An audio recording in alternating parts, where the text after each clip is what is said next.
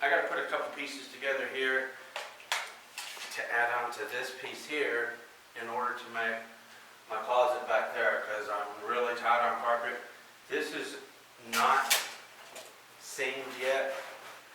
This is the very end of the row. That's what this is right here, a row mark. It's where the row starts like this, and then it's wrapped on the cob, and then it goes like that. So that's what that mark is from. But anyway, the purpose of this video, I want to show you guys how I will make a head seam and attach it to a row cut edge. So I'm going to take this, cut it in half, put two pieces together, and then attach it to this piece here that is already row cut, okay? So let me see what I got here. About 9 foot, so we're just going to go 4.5 foot, and I'm just going to pretty much split this in half right here. Won't be exact, but I don't have to be exact. Okay. So now what I want to do is go ahead and get this stuff row cut, and I will always row cut in the direction that the carpet is laying down. So it's laying down that way, so I'm going to push my row cutter that direction and row cut that direction.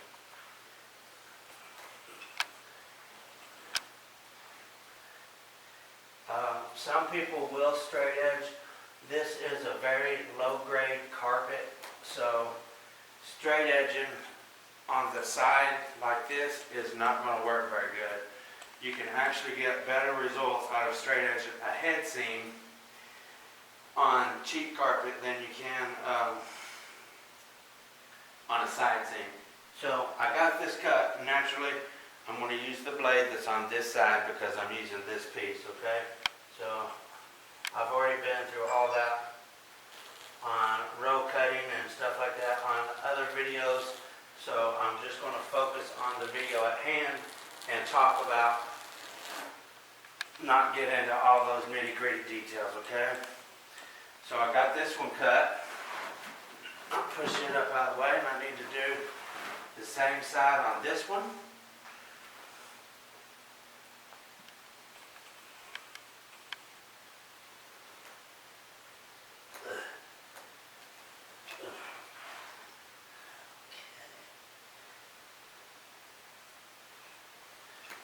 So, like I said, I do have plenty of videos on seaming.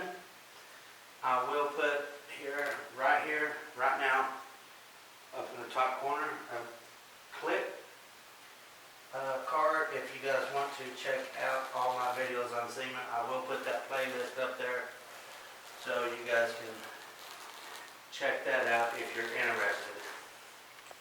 Okay, so now that I got both of my edges straight edged, row cut that's going to be buttoned up here. I've already got this in row cut, so now I've got this one row cut and this one row cut. Now I need to join them just like that, okay? So what I'm going to do, since I got these row cut, I'm going to flip them over, and I'm going to put my frame and square on that and run off of my row cut side, okay? I don't like to use a straight frame and square to put my actual blade against and use as a straight edge, because there's a huge difference in thickness. It's only like half as thick as a straight edge, so you got to be real careful using just a frame and square for a straight edge, or you will cut your nap, and you don't want to do that because that'll make you a real bad seam. So anyway, I'm going to get all this nice and flat, butt that right there, and then I'm just going to butt my straight edge right there. Looks good. Okay. Now I'm gently going to only cut the backing. I don't want to cut any fibers. And watch this. I'll show you why that slides straight in 1 second.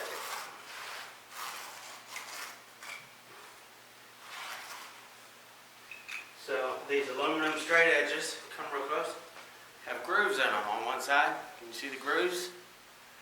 So whenever you got it down there, however you got it, it slides in a perfectly straight line.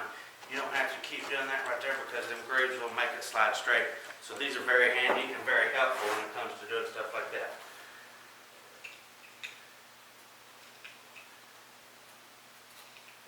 So when I finished trimming off this here, I got really close. The edge of this is really soft because I'm so close to the end of the roll of carpet. So, okay. I got that one done. Got some little strangies here. Okay, so what I did there, I just pulled the nap back away from the pieces of nylon that were sticking out the side so I could cut it without getting the nap. Okay. Now I'm going to do the same thing to this piece here, okay? And I need to straight edge this side on this one. Which is going to be that side now.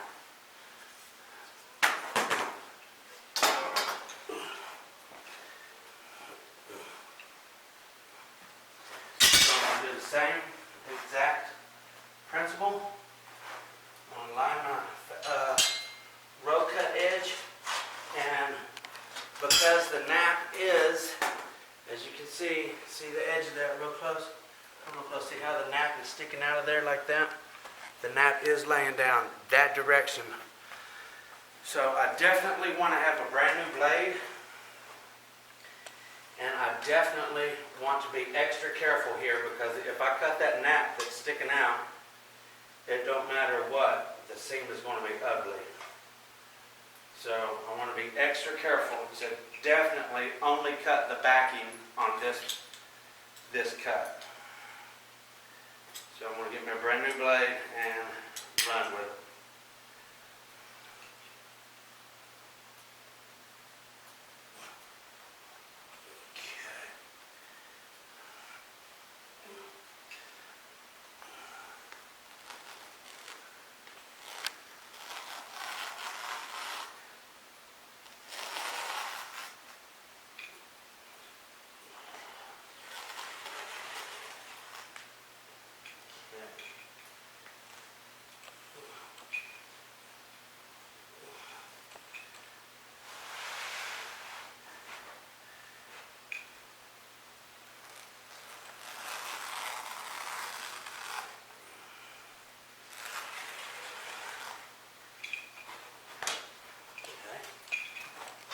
Now, before I go any further, I do want to double check my cut and make sure that I did not cut any fibers, okay?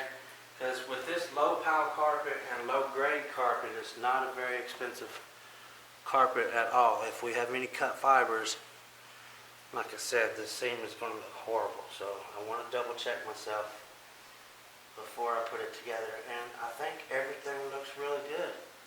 So I think I'm going to run with it. Everything looks real good. Okay, got a piece of nylon string sticking out there again. Cut that off. Okay, so it'll be on this side here. So, okay, now that we're going to be joining this side right here to this piece, okay, after I put these two pieces together. So, when I'm running my seam tape, the thickness of this seam tape, check this right here together, real close. I want you to look right real close at that, okay? So you can see how thick the glue is. Let me get a little better there. You can see how thick the glue is and how thick the backing is. The backing is, or the seam tape is almost as thick as the backing, okay? So if you overlap these backings right here as I'm putting this seam together, you're going to see a lip right there. This is not going to look good. When you rub it one way, you'll be able to tell that one side is higher and one side is lower. So it's the exact same principle with this seam tape, okay? If I run my seam tape, because these are already pre-cut right here. After I make this seam right here, I can straight join it to this. So if I run my seam tape all the way out to the edge of this piece here, put these together, it's going to look like this is overlapped to this piece. So I do not want to run my seam tape all the way to the edge. I want to scoot it in. We're going to go look real close right here. I don't know how good that's showing up with that camera. But anyway, I want to go about half of the width. It ain't got to be too precise so long as you're not to the edge, okay? Because if you're in a 1/2 inch or 3/4 of an inch that way, this backing and this backing on this piece is still going to be flush, okay? That's the main point. So maybe 3/4 of an inch or an inch in on the seam tape, okay? Okay, so these I'm feeling right here with my finger to make sure those are still good. And this is ready to go. So don't make fun of my iron. I know it's a El Cheapo. My cool top I actually had to send back to the factory and get repaired right in the middle of the job, and it was on a, was it Sunday? It was late at night. Saturday night, I think, and the supply warehouse where I get my tools was already closed, so I just went to Home Depot and picked up this, and it's been about a month, and my orcon is still not ready. So when it does get back, though, I'm going to do a video explaining the differences and why I like the cool top better than this little thing right here, and so forth. So okay, so as I push it here, I want to remember again, make sure my tape, get real close right there, honey. I want you to see this. Can you see it good? Okay, so I want to make sure about 3/4 of a iron length, make sure my seam is not overlapped.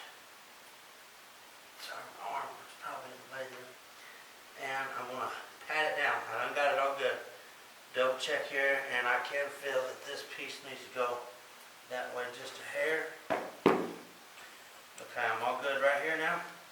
So I'm going to go ahead and roll it. Watch my knee. I'm pushing that together. See that? What I'm doing, I'm pushing that seam together right before I roll it. Before I put my seamer down now on it, I'm going to check it again, because a lot of times one of them will move whenever you roll it, okay? It's going to get just a little loud. Move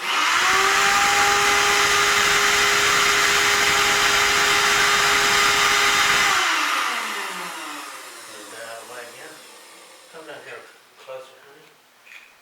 So, I always want my piece where the nap is laying down to go down first, and where the nap is overlapping, I want it to come down on top of it. That's going to make a better seam when you're doing your head seams, okay? If you don't want to lay the piece down where the nap is this way, you don't want it to lay down first, because you're going to get your nap in the glue.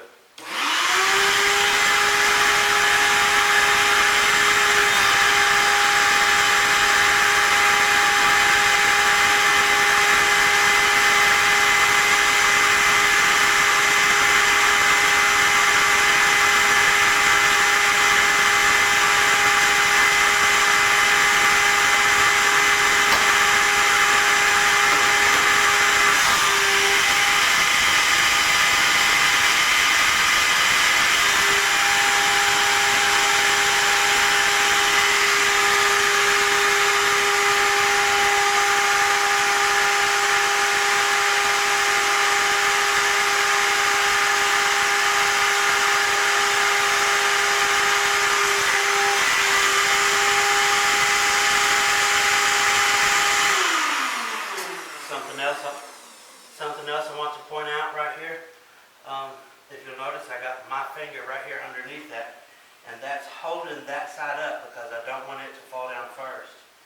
And once I get it all the way down, I can see that it's overlapped here. I'm going to push it out, pat it in the glue, and then let it come right back together, okay? I can do that and I can feel if it's overlapping or not. Notice these two fingers are holding my seam together the whole time I roll and everything, because if I just let go and start rolling, the roller's going to force it apart. So once you get it where you want it, you don't want your hands to come off of that until you get your weight set on it.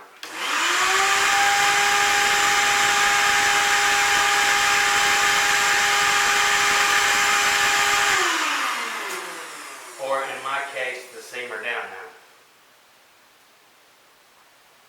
Which I would definitely, if I was in this for the long haul, get me a seamer down now. It's well worth the money. They might be a little noisy, sounds like a vacuum, but they are awesome.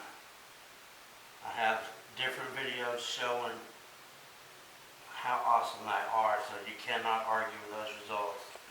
If you can argue with the results of the seamer down now, you can argue with the stop sign out there on the corner and tell it you don't have to stop.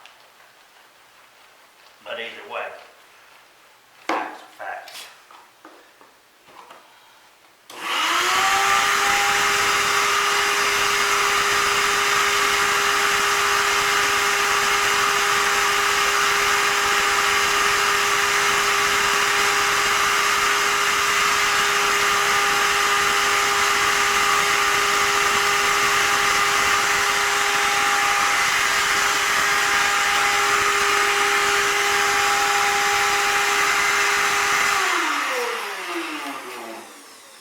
Okay, so that is all good enough. Because I have the seamer down now, I don't have to worry about this coming apart. It's all good. I can do whatever I need to do with it. And with that being said, I'm going to go ahead and line this up and make my other seam there. Okay, so actually this looks like a seam and that looks like a seam. Don't forget, those are roll marks from the carpet, okay? My seam is right here. See that? And come real close right here. Come on. Oh, are you? Okay. So as you can see, the backings, just by picking them up, are completely together perfectly.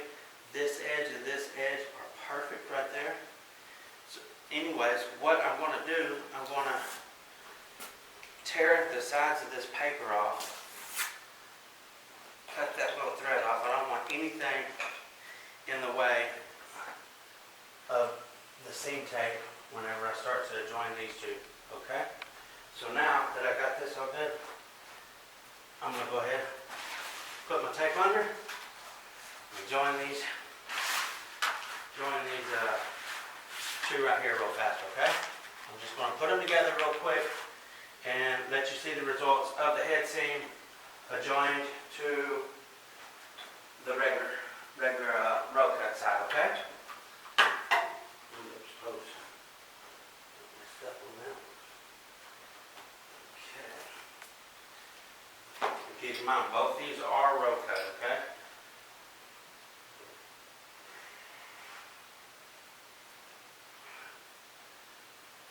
You might not have to worry about leaving a gap from your tape on the head seam. If you're working with a nice fat frige or something like that, but on a low pile carpet, a Berber, a commercial carpet, it is very important that you leave that space right there, okay?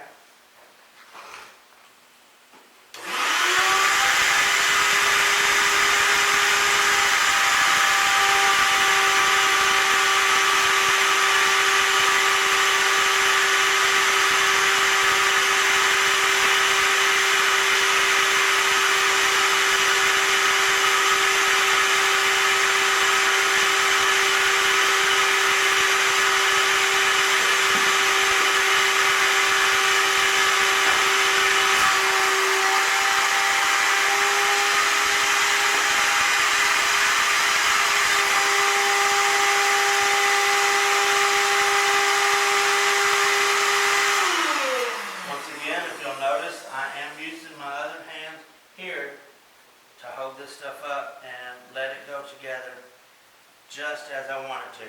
I can just barely rub it. I'm not pushing it in the glue. I can just feel that it's overlapped. So I'm going to push it apart once again.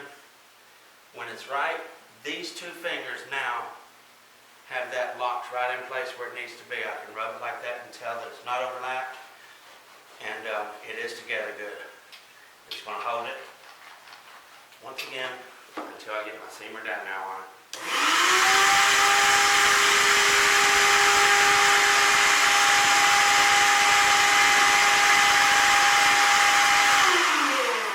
Okay, I'm almost to the point where I joined my head seam.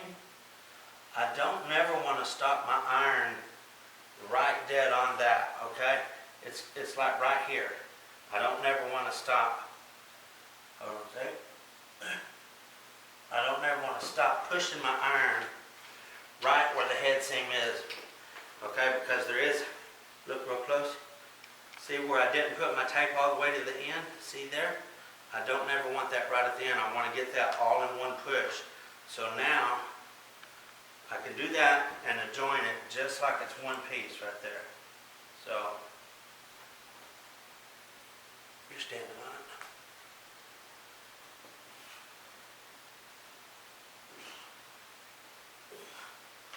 Sometimes you have to work with them because the rows are not going to be straight, which is in this case, but anyway, they're always manageable if you have a seamer down now. I've never had the rows be too crooked where I couldn't make it with the seamer down.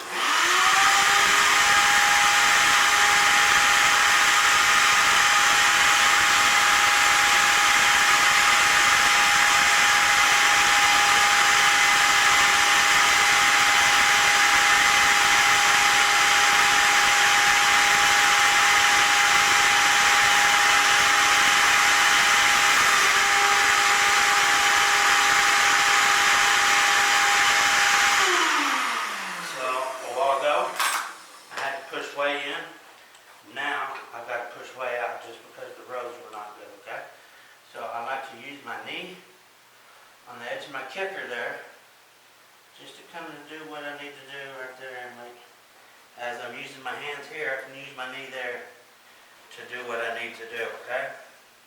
If I need it to come in just a little bit, I can just push that wrinkle down and it forces it right together, okay?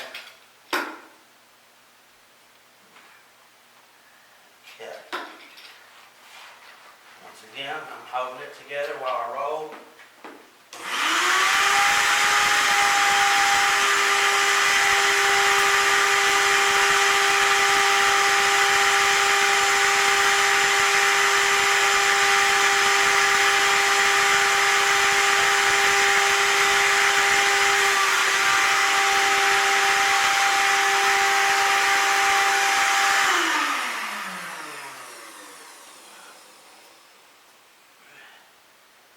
These, I want to pretty much let them go the same, go down the same, and they are overlapped a little bit, so I'm going to push out. I don't never want to mash it in the glue until I get them right, and then I'm just lightly rubbing it down just to make sure they go flush. Once I get them right, then I can do my serious rubbing and rolling. Notice my hand here holding the seam together good while I roll, okay? Now,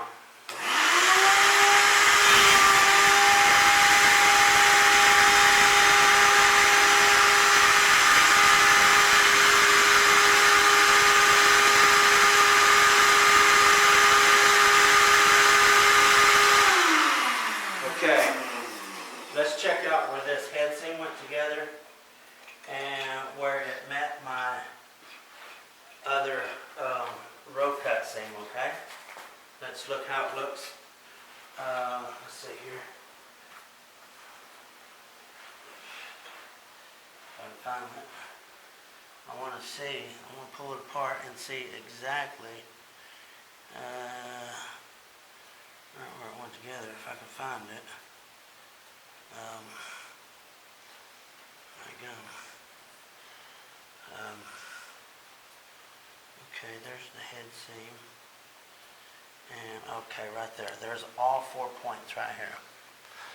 Okay, I don't know if you're going to be able to see that or not. I'm going to try not to talk too loud right there because I'm close to the mic. Anyway, so right there is my head seam. And right there is where it joins, oops, sorry, my other seam. So all the corners went together right real nicely, okay?